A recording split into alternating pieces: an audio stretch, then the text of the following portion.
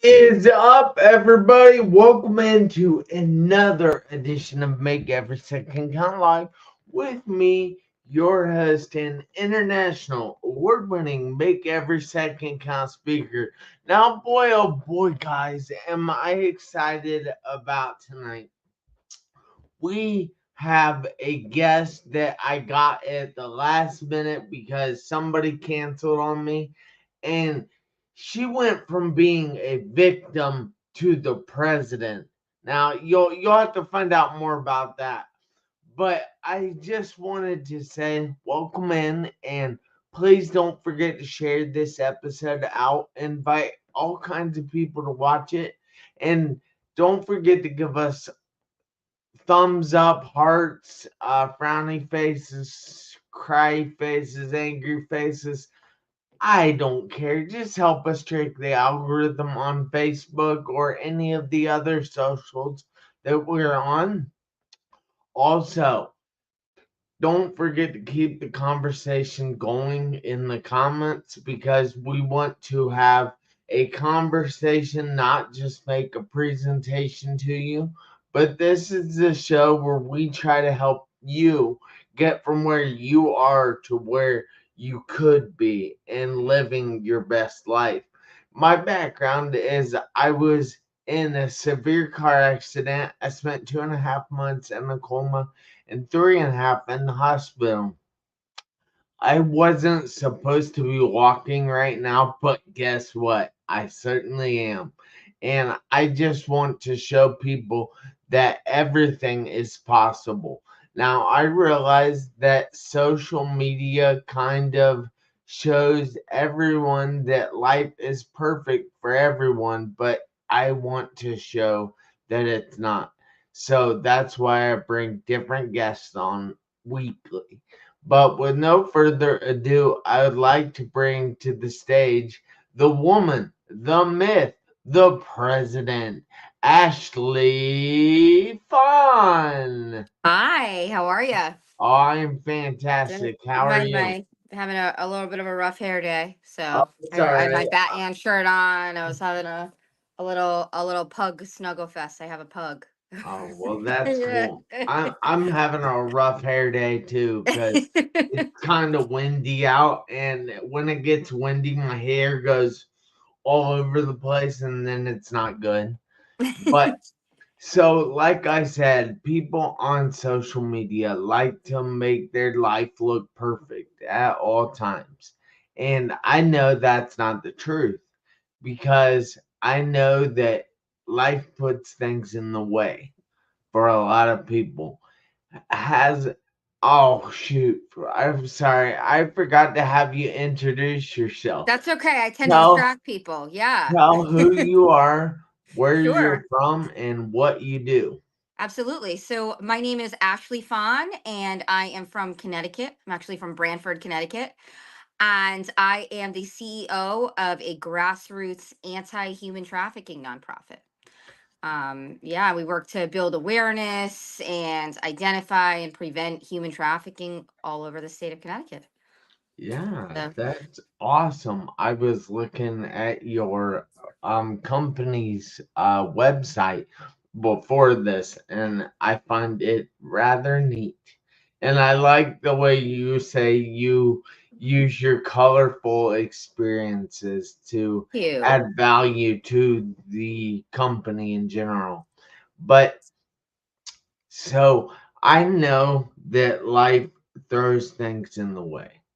Right. And has there been anything that has tried to hold you back from where you're supposed to be? Obviously, running this presidential campaign.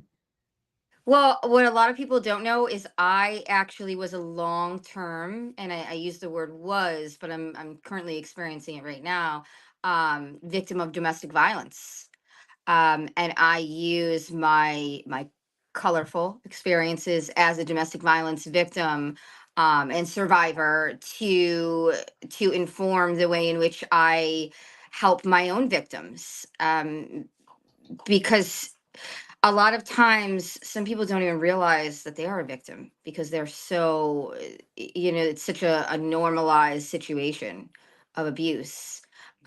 So I actually at 29 or 30 I became homeless because of Wow. my domestic violence, and I had to completely start over. So I had to go live in a women's shelter, a wonderful shelter actually in Milford, Connecticut, Bethel shelter. And a lot of people look down on those kinds of services, but I think living in the shelter and cutting ties. Sorry, it's my pug.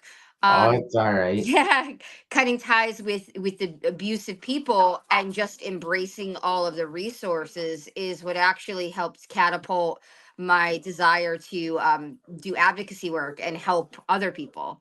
So yeah, I was homeless. Yeah. Man, that is crazy. I had Yeah. no idea about that. I saw you sent me you were a domestic abuse survivor, right? Yes. Yeah, that Yeah. and, and wow, I'm sorry. I was inviting some people on my phone right when you were talking, and I should have been paying more attention. Stupid me. Okay. But so, what did you being homeless make you feel like?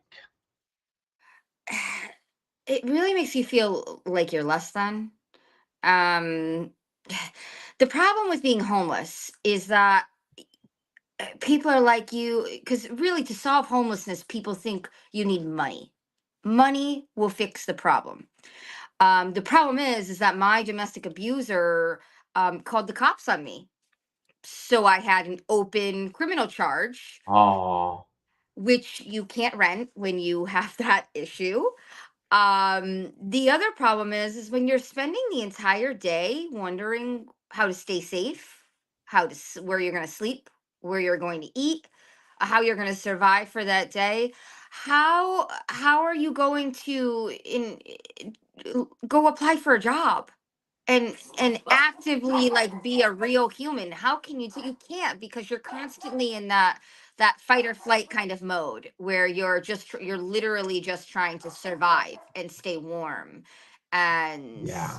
yeah, it was really difficult. Hold on one second, I'm gonna get her because you're acting crazy, Rose. Get up there. You're being silly. Yeah, being homeless is just, it's a surreal feeling because, and I came from a wealthier shoreline town, so it wasn't something that I never knew anybody that was homeless. um so it's just, I look back at it now and I actually think it was the most valuable experience in my life. It's just, Why was it? Why do you find it to be the most valuable experience? What did it teach you? so that's where I'm different than other people.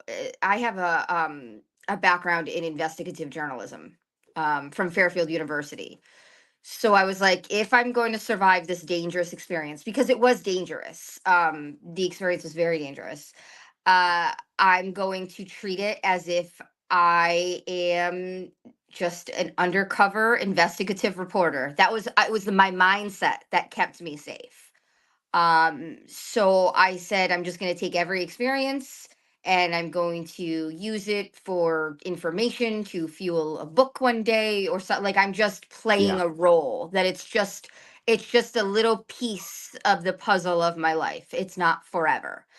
Um, but the interesting part about it is since I did that, I embraced all these different characters. So during this period of homelessness, my father paid for me to stay in like weekly hotels, somewhere in Brantford, somewhere in East Haven. I think I stayed in one in maybe Bridgeport or Stratford. And I had no idea there was sex trafficking. I mean, I was so naive. But at this time, there was a lot of sex trafficking on a website because this was like 2014, on a website called Backpage. So my father was paying for me to stay at weekly hotels where sex trafficked victims were also staying. Yeah. So that is what started my interest in um character analysis of other people and their life experiences. I have a what I call a savior complex. So I'm much better at learning about other people's problems and helping them problem solve than problem solving my own. So I would get to know these girls and I would talk to them and I would get their story and then I would meet their sex traffickers also who would try to sex traffic me. Little did they know, like, I knew what they were about. I was trying to get to know the girls.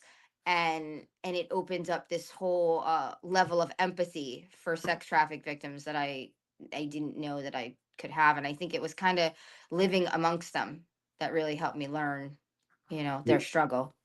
Wow, Yeah. that's interesting. So, how did your background in investigative journaling help you out in that circumstance? It's a great question.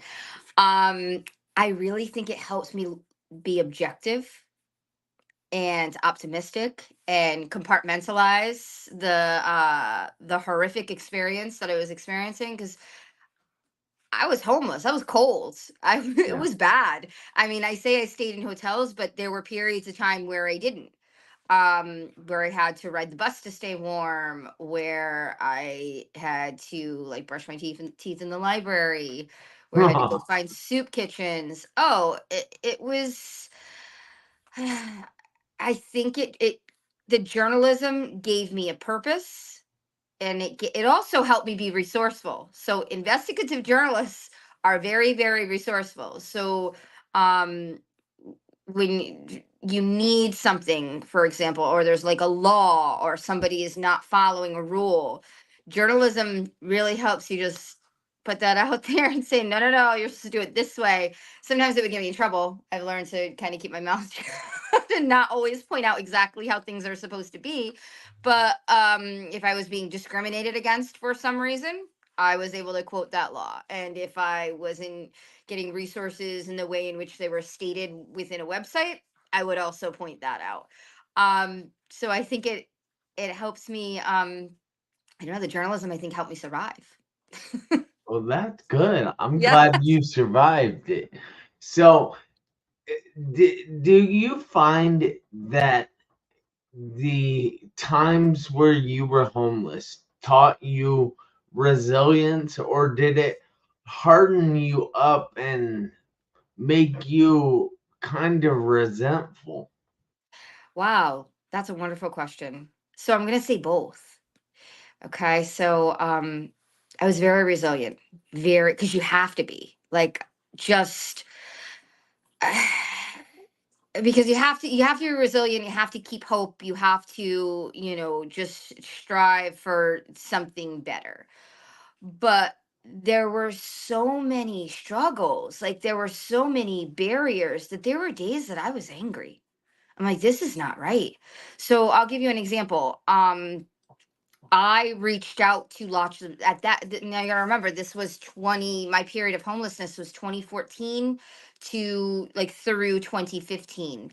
So there were not as many resources as they are now for DV Yeah. victims. Thank God, we've come a really, really long way All for right, domestic and violence. just to Yeah, stop there for a second, um, like instead of saying DV, yeah, can you explain that? So, I mean, I know what it means, but I don't know that other people know what it sure. means. Yeah, so it's domestic violence. At that time, I had experienced severe physical violence. So I was a Ooh, long-term victim of strangulation, physical assault, familial physical assault, and familial suffocation. man, that is crazy. I'm sorry that you had to go through all that, but look who you are now. Thank you. Thank you. I mean, you're a badass president of a nonprofit. Thank you. Yeah, um, and I'm proud that you took your mess and decided that you were going to make a message of it. You weren't going just to be the victim. You weren't going to lay down. You weren't going to accept it. You decided to stand up and be the victor, and you turned out to be the president of your now nonprofit. Thank you. Yes. And to add to that, now, I mean, during that time, I had gotten beaten down so much, physically, mentally, emotionally. I stopped identifying as a domestic violence victim, so I stopped telling people. And since I've gotten into the advocacy work, I've learned about the word coercive control, which is really just a pattern of behaviors used to intimidate, humiliate, scare, just to keep someone in fear and keep them controlled. And that could be gaslighting somebody, playing the puppet master behind the scenes, spreading lies about someone. There's a level of domestic violence, and I hate to say this, but the because don't get me wrong, the physical abuse that I've experienced in my life was bad. But the long-term coercive control, mental and emotional abuse, um, the abuse that you can't see with a bruise or a scratch, is by far the worst kind of abuse. Oh, And because it's oftentimes done with a smile. It's oftentimes done by somebody that smiles to everyone around you. yeah. So that when you want to talk about it and you want to finally like come clean to, your best friend and say, hey, this person is doing this to me, you end up not doing it because you know that that abuser has smiled at that person too many times, that the effort it would take to convince your own best friend that you've been abused by this person is exhausting to think about. It's exhausting, Yeah, it's just. I bet it's like they're not listening to you. I bet that is an angry feeling. I will say that the anger towards it has gone away. That's gone away, and I'm going to tell you why. Because I went back to school. I finally finished my degree at Fairfield University. Um, Thank you. During COVID, I went back to school, and I got a degree in the humanities. With a goal, it's so funny. I went back to school because I wanted to work for the FBI to catch predators, and I graduated in 2022, and I started networking with law enforcement. And they're like, no, no, we need more media girls. We need, or not girls, media people on the media exposing the state of the problem of sex trafficking and labor trafficking in Connecticut. So I was like, okay, great. And I think going, and I will tell you, because I'm going through a DV situation right now, domestic violence situation right now, some coercive control. And it's embarrassing for me because, like you said, I'm a badass CEO, and there are some players in the background trying to control me. And I thankfully I have a wonderful network of resources. I'm on the board of the United Nations Association. Um, I'm a lion, so I'll be teaching a course on human trafficking red flags with the Cyber Lions Club on April 11th. I have been doing a lot of presentations with Lions Clubs. They're amazing. I've been working with human rights commissions in different towns in Connecticut. So I have a wonderful base, that grounds me. But I will say, Fairfield University, when I was struggling with the domestic violence, okay, this was January, and I had people coming to my house, messing with my electric, cars coming up behind me. Like the fear that was instilled in me was bad, but nothing concrete to where there's an arrest. So do you see how that's the coercive control? There's no, when someone strangled me, he got arrested. He got arrested for that. When Well, I hope so. yes, when my aunt suffocated me, she got arrested for that. Um so that's what's hard about the emotional control is so difficult, and it eats at you inside, but yet it's very, very difficult to get a concrete picture of what's actually happening to the domestic abuse victim.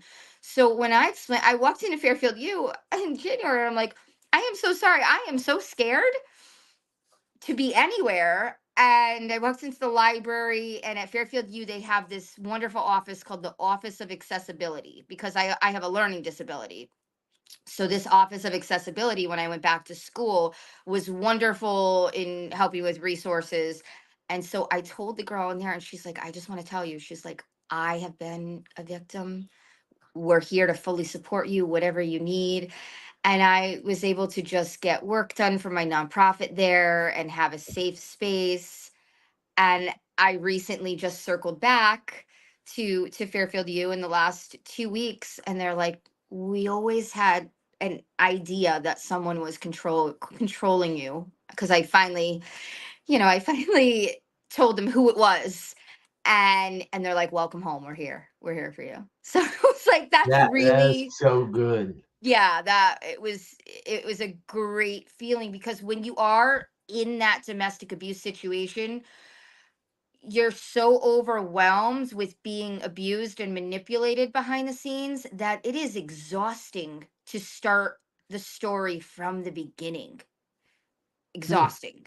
Yeah. So to circle back to a safe space that you just talk without judgment. That is the best advice I can give to any domestic violence victims or sex traffic victims. Anyone struggling with control, somebody controlling them, because that's what it comes down to is power and control. Yeah. So That makes a lot of sense. So, how exactly, like, all right, let's say somebody is going through something like this at the moment. They're thinking, "Hey, I can relate to that. That seems a lot like my relationship." How can what is the first step that people need to take in order to get out of that situation? Because just leaving that person isn't necessarily going to help, if I'm understanding correctly. you are. Leaving is the most dangerous. Leaving is the most dangerous. Outing the abuser is the most dangerous. And I'm dealing with that right now. When an abuser knows that they've been outed, it's rough. And I've experienced this all too many times. So I can give you, this is the best advice I can give you: do it slow. And it's almost like you're trying to write a peace treaty. You write a peace treaty as you're walking out, so you do it slowly. So, like, real basic things, like, I would start by reaching out to I believe it's called the Connecticut Coalition Against Domestic Violence. They have a text hotline. You would want to make sure you do it on a safe phone. If your abuser is controlling your phone or your comm, you want to make sure that you have a separate phone. So that's really important. um just start the reach outs that way. Start getting involved in your community. So that's what I did. With the control I'm dealing with now, over the past few years, I'm like, okay, what's the best way to combat this power and control? Go make other connections, other community connections, so that you have people to talk to. So I joined a wonderful church, Living Rock Church. If anybody is local, Killingworth, Living Rock Church is amazing. Great support system for domestic violence victims, actually, and victims of sexual assault. They're amazing for that. Um, Church is great. Community groups. I belong to an acting improv troupe course. Ooh, Yeah. she's an improver. I'm an improver. I sure am. Yeah, I'm quick on my feet. Journalists have to be. You got to be. Yeah. So I Legacy Theater in Brantford, amazing improv course. It just ended, but our troupe is going to keep going, and I think I'm going to take another acting class this spring. So go get hobbies. Go get hobbies. Go get hobbies. Go That start. that's a new one. I don't believe anybody else has said that on here. Go get hobbies, because that's going to get your core network, and it's a consistent thing. So they're going to see you every Saturday. So they're going to know if something's a little off. At least it's a safe space. Says, "Hey, Ashley, you okay this week? Everything okay?" Um Whereas if you just call the cops one time, like, somebody's trying to control me. That's I hate Cops are not social workers, and I work with law enforcement all the time, and let me tell you, they have come a long way with domestic violence victims. Yeah. Law enforcement is doing a very, very good job. Their training is better, their empathy is better. I mean, particularly in my hometown, it's astronomical from where it was before in Branford. And then I live in North Haven right now, North Haven, Connecticut. Amazing resources for domestic violence, amazing understanding. Um, but at the end of the day, what people have to remember is cops investigate crimes, and coercive control, It's that in not the background. necessarily a Yeah, crime. it's civil, it's technically civil. So it's not their job. I hate to say, it's not their job.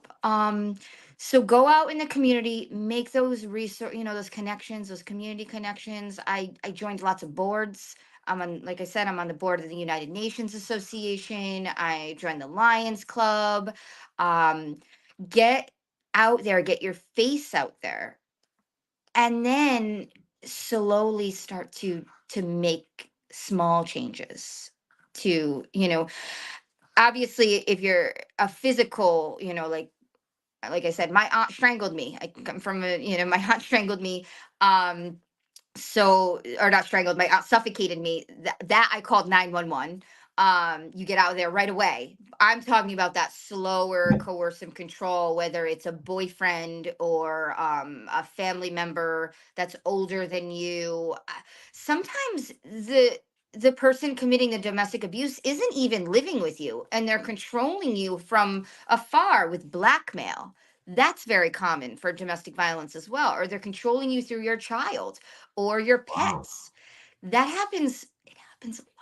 It does. It really, really, really does. So get out there, meet friends like Tom Dorney. Tom Dorney, Yeah, who's he texting. actually said my favorite person in the world. Thank you, Tom. You're my favorite too. I miss you. I miss you. Got to come back to Connecticut. I need more work with veterans. I got a big project in my survivor workshop. So yeah, Tom is amazing. So it's Ooh, I need yeah. to say hi to Wisham Gregory. I need to say hi to Jessica Gaston. Hi to Caitlin Robertson, uh, Trisha Rogers, Christine Jacquemin Price, Dustin Davis, Josh Taylor, and my dad, Jeff Marconette Sr., Love it. and Oh my Austin God, Rush. Tilton. Thank you guys so much for watching. I hope you're gaining some knowledge here. So, what exactly does We Are One Inc. provide? So, We Are One Inc. provides resources for at risk children of human trafficking. And we've identified, our organization works really hard to identify the communities that are really, really suffering. And there are a ton of children in Connecticut on the shoreline. I think I just made a flyer today. 2,531 children in Branford and in East Haven. That's my hometown and the town next door. 2,531 children are at high risk for human trafficking. So we provide them with resources. We provide them with a lending, like a helping hand. And our end goal is to have a community center. But we're starting with engaging the community and taking in donations, like from the Lions Club, which, thank you, East Haven Lions Club. Thank you for your donation. It went to my East Haven storage space, and it will be given to at-risk children and local survivors of trafficking. All right, Because yeah, I have one question though. yeah.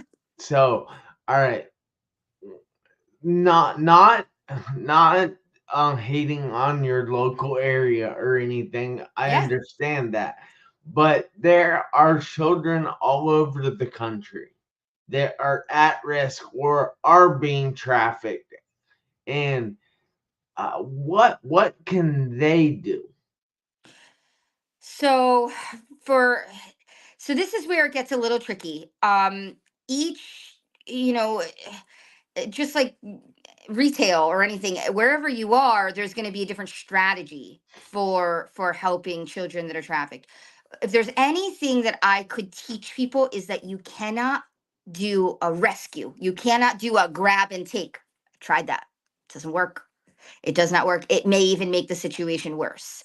The best thing to do is to become their friend.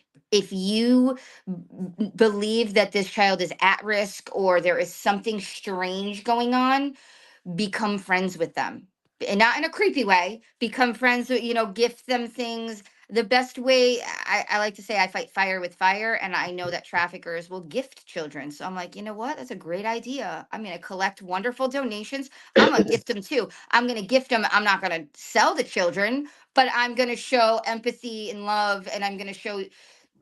Sometimes you get gifts from people without anything in return, and I actually just learned that from a wonderful state trooper that is on the human trafficking task force in Connecticut. And it's great to know that law enforcement also understands that concept of these traffickers.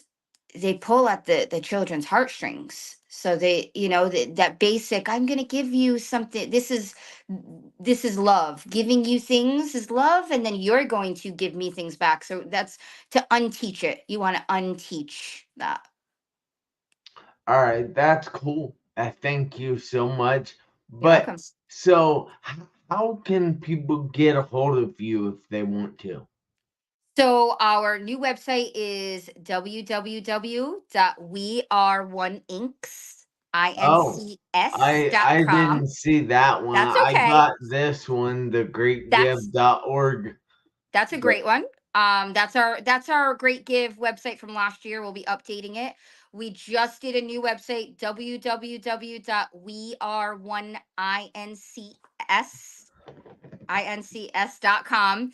And my wonderful team, I have a social justice women's team from the University of Albany. Tori and Kaden helped update the website. So thank you. It's wonderful. So they do a great job. Um, yeah, and you could always email me directly. It's wait, hold on one Yeah, second. yeah. What was the new website? www.weare1 or we are ONE? ONE All right, and then incs.org. .com. Ooh, I wow, know. Apparently that's fancy. I don't know. My graphic designer got it for me. wow. It's How did we get that .com? I don't know. I don't know either. I don't know. I I got my have. 501c3 in 6 weeks. Apparently that's really impressive too. Oh, I wow. don't know. The IRS must really like me. I don't know. Yes, that's it. That's cool. But you guys can check her out on her new website. We are one ONE, not the number one. INCS, which is inks with a C. Yep. Inks with a C. And then .com. And you can definitely hit her up that way. And I believe she was giving her email. Email. So my email is R1 INC 2022 @gmail.com. Yes. 2022. 2022. That's right. All right. 2022. Well, that's awesome. I want to tell you thank you so much for taking the time out of your busy evening to be here with me and taking the snuggle time away from your pugs. Rosie, come on. Look at Hold on, she's gonna jump. This is what she does on my Zoom call. Come on, let's go. We got a United Nations Zoom call next, right? Bye. That's Well, awesome. thank you. Thank you Yeah, so much for having me. Now, yeah. can I ask you a question? How can I share this video with my followers? I will on Facebook. I will send it to you right Perfect. now. Love it. Thank you so much. Yeah, Thank you for the thank work that you. you do. Yep, I appreciate you very much. All You right. have a great evening, and I need you and everybody out there to do me a favor this week, next week, and for the rest of your life. I need you to make every second count. Why? Because you never know when the seconds will run out on your one life. I will see you guys back here next Tuesday, 7 p.m. Eastern Time, on the show where we try to help other people out. All right. Thank you so much. You have a great evening. Thank you. You too. Bye Bye. bye.